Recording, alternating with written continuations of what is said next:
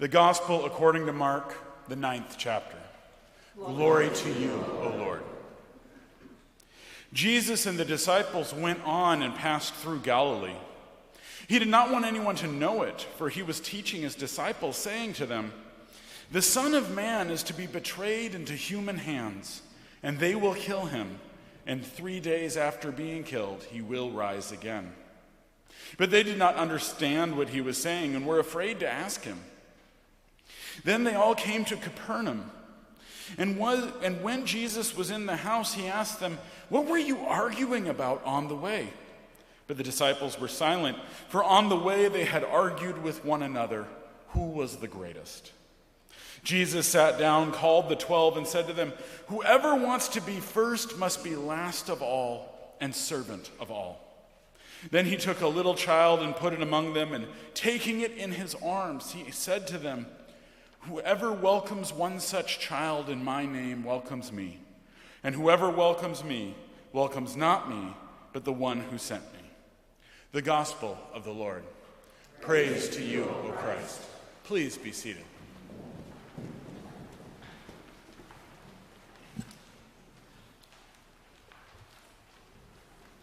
To focus on one verse of that Gospel reading.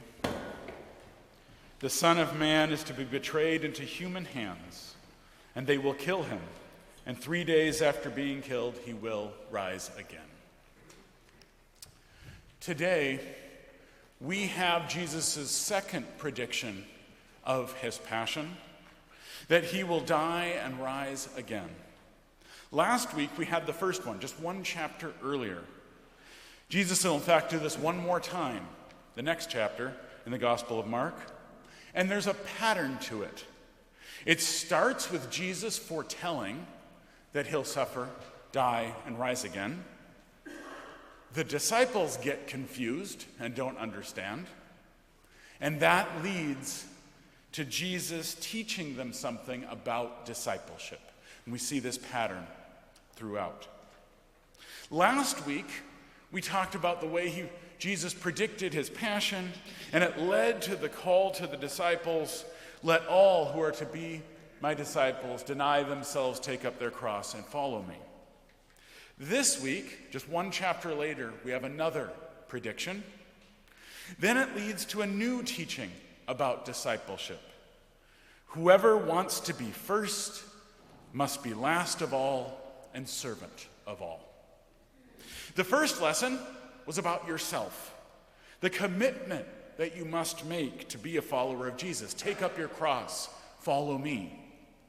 This week, it's not just about yourself, it's about how you treat others. Be last of all and servant of all. It's a different orientation to what discipleship is about. But I think what's surprising in this passage is how Jesus makes this charge. We, of course, love Jesus' ethical teaching, how we should treat others, be servants of others. But I don't know how frequently we get that teaching from Jesus' suffering, death, and resurrection.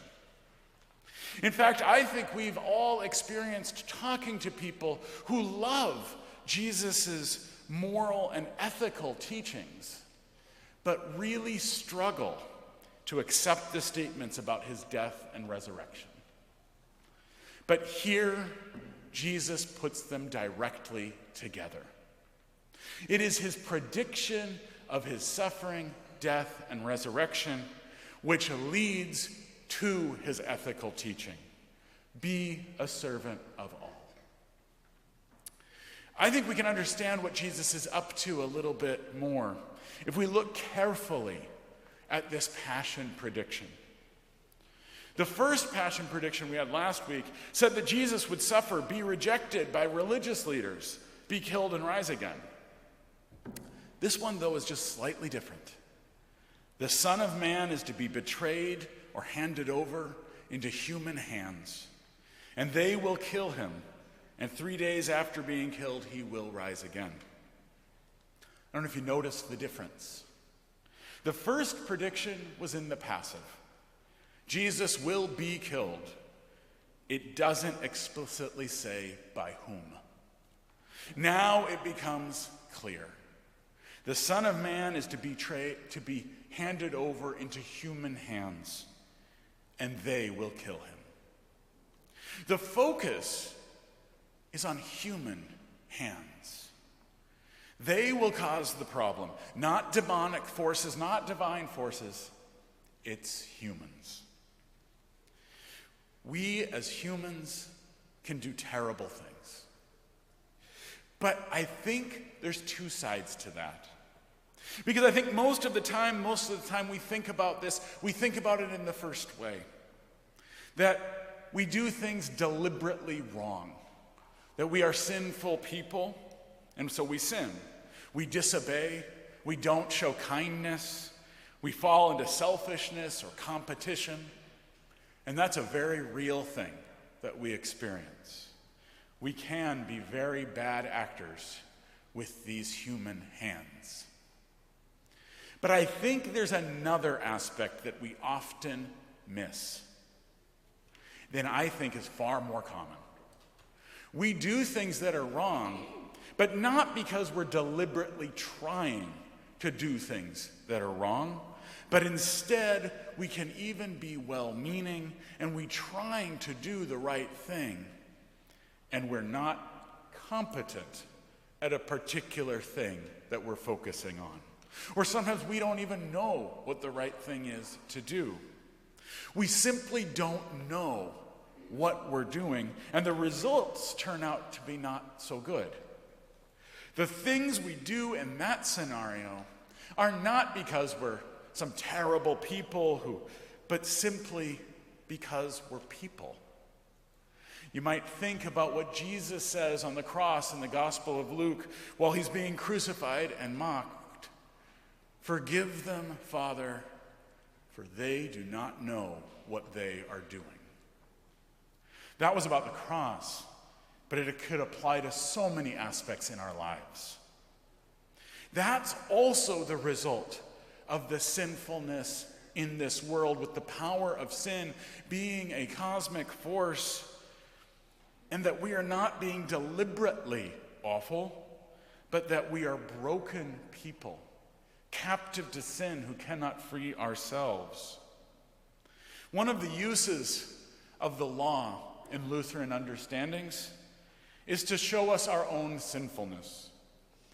And I think most of the time when we talk about that, when we do, we often think about it, and it's the metaphor of the mirror. They go look into the mirror, see what I've been doing, and oh my goodness, I know I wasn't supposed to be.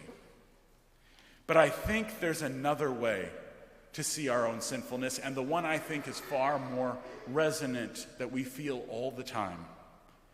Whenever we see the pain and suffering in this world around us, we know we're party to it, even if we're trying not to be party to it, and we're only a very small part of it, we're still part of it. It's called structural evil. We are indeed sinful in that sense. And we experience it not in sinister action, but in the pain we ourselves experience. Not feeling bad about what's happened to others, but the feeling that rests within ourselves every day. It's experiential, not intellectual. Our hands indeed can do terrible things. But there's another side too. The Son of Man has been handed over into human hands. In the Gospel of Mark, human hands do a lot of things. There's more emphasis and naming of hands in the Gospel of Mark than anywhere else in the whole Bible. And they do a lot of different things. Yes, here it is about betrayal and killing of Jesus. But elsewhere throughout the Gospel, hands are used to heal people. Jesus touches people specifically with his hands and heals them of disease. The disciples are directed to lay on hands and pray over people and heal them. The hands are used to embrace little children and bring them to Jesus and near to us. The hands are used for powerful acts like the calming of the storm. Hands in this gospel are depicted as things that can really do something, as having real influence in power. Human hands. See, I think where we live, we've all too frequently fallen victim to something.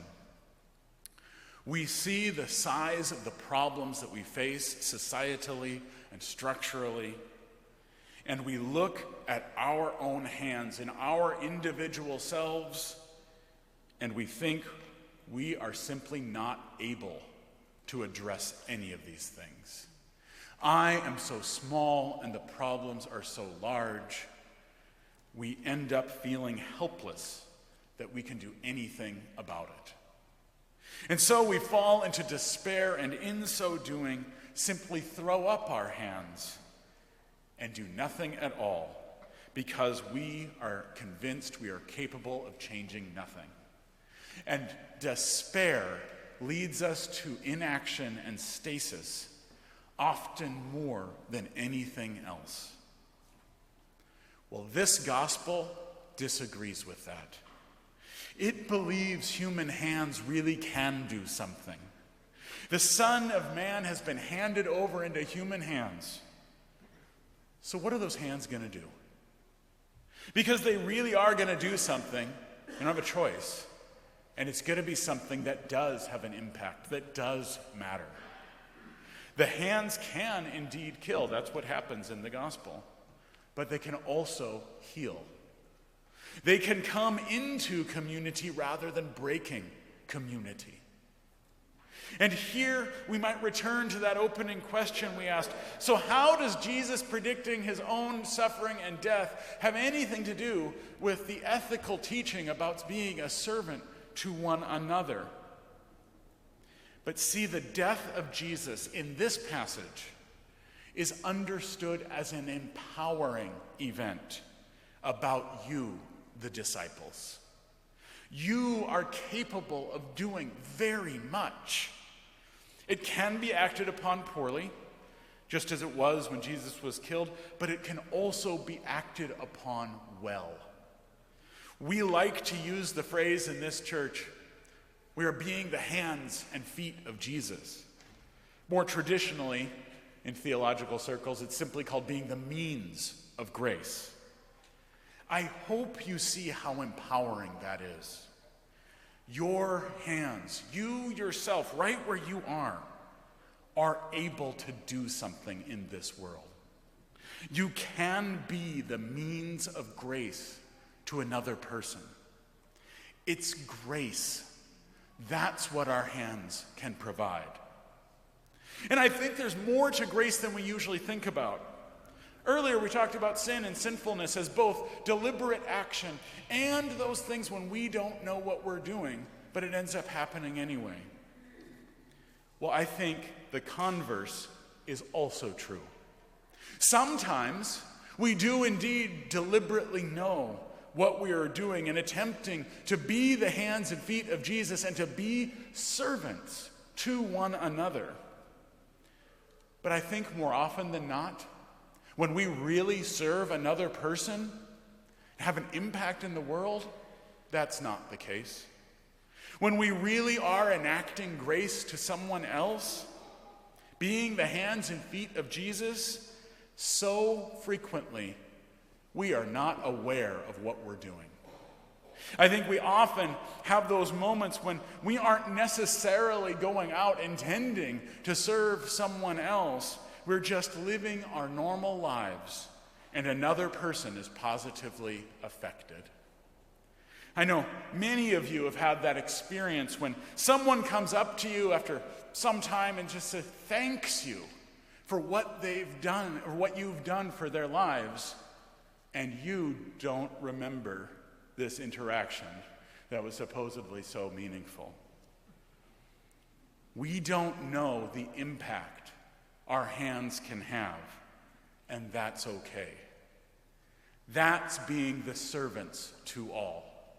Letting go of control that I know when I'm doing something and serving one another or acting poorly to one another, and instead simply saying, this is God's work.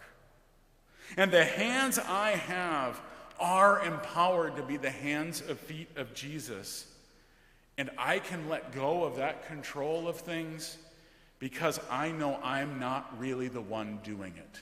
We're the means of the grace. It's God who's acting, even when I have no idea that God is working through me. What can we accomplish in this life?